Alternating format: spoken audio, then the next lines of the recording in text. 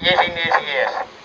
And like many clubs that were founded shortly after the GA began, their names were linked with an Irish patriot. And the man in question, of course, as you would know here, was Robert Emmet. And that's why the pitch is called Páirc Emmet. And as I said, the club is 125 years old this year. Now, for many years, we had no football pitch of our own. For many years during my playing time, and people after me and people long before me, all the matches were played down the road in Miles's Field, or Miles's Bottom as it was affectionately known. It was the scene of many great battles. Fellas ended up in drains, hedges, everything like that. But that's where the GAA was kept alive for many years, in Miles's Bottom. In 1985, the site that we're standing on right now was actually a quarry. And the other half of the pitch there was a hill. You can see from the profile there over near Paul Henry's house, there was a hill there. So the Development Association in the village owned the site where we're standing now, which was at the Shoes Quarry. And we came together in 1985 with a view to buying this site from the development and buying the adjacent field. And an agreement was worked out, and the Development Association was paid £8,000 at the time for this site, and Johnny Smith's field was bought for £12,000. So that was £20,000 for the site. Now that was a lot of money at the time, and we raised that money by writing to all the people in the community and beyond, asking them to contribute £100 at the time, which was a lot of money, and that was done.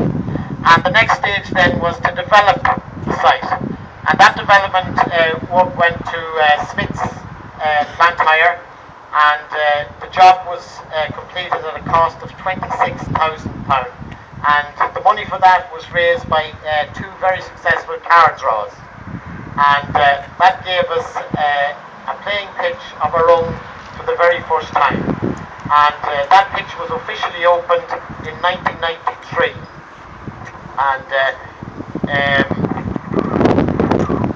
the next stage of development after that was to build the fantastic facilities which are here behind me, and that happened there in the recent years, and nearly £400,000 was spent on the area here behind me. Now you're looking at the front of it and you say, God, how could you spend that kind of money on a small building? But it's actually quite a big building, because most of the building is actually downstairs. There's a gym there which most of you will be familiar with, and so on, and lots of other facilities. You can have a look around there if you have time when you go in. Now, as we speak, the next stage of development, this is going to be the biggest one, is the complete redevelopment of the pitch that you're looking at. That pitch has been there for 25 years. Very little has been done with it. It's taken an awful lot of wear and is in need of repair. So a massive job has just commenced. You can see over there at the far side, the machines have started levelling out that area over there.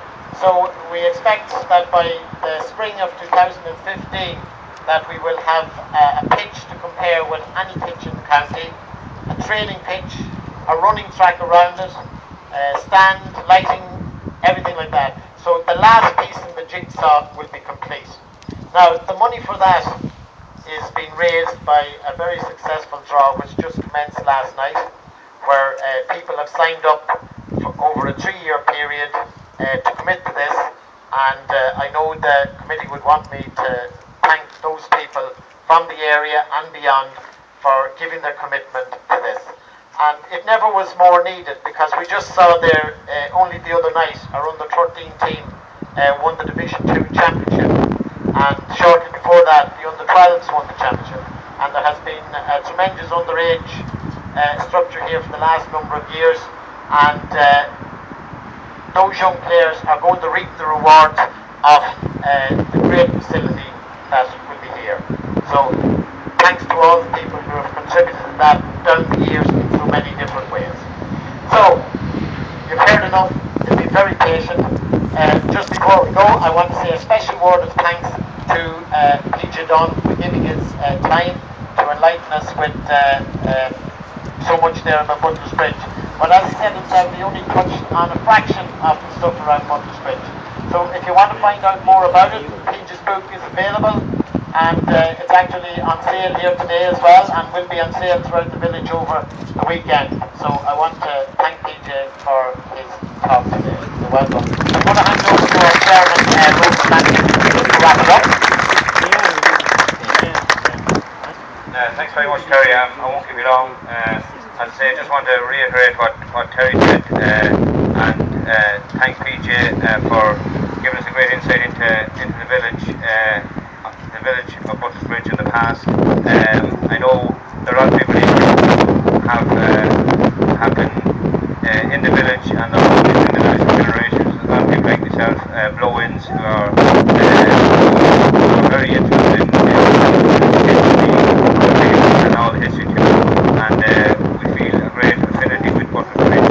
It's a great place to live, it's a great place to move into.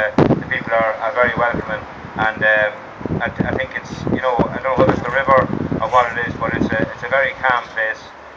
Maybe in PJ's youth he hinted on a few things might have happened. I've heard a few stories and I wouldn't like to repeat them, and I'm glad I wasn't reared in the village, because when I look around at some of the faces I see, there was maybe what could we call a nest of rogues in it, but it didn't do any harm to the world in general, and I suppose that's a blessing in itself.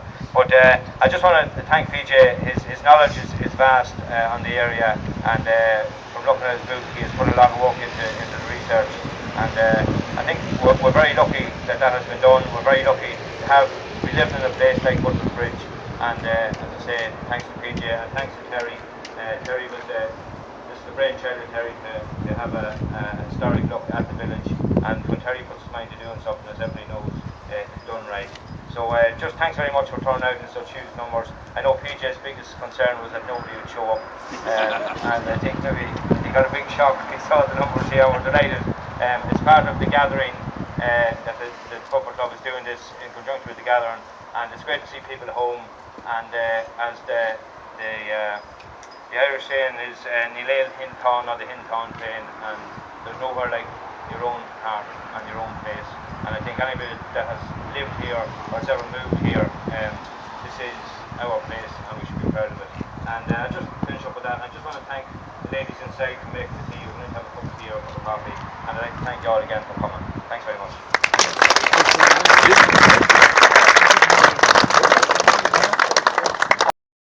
Son Fergal and the Cavan team, the best of luck in Croke Park on Sunday. And hopefully we'll really have a celebration on Sunday night. Everybody inside now for a mug of tea.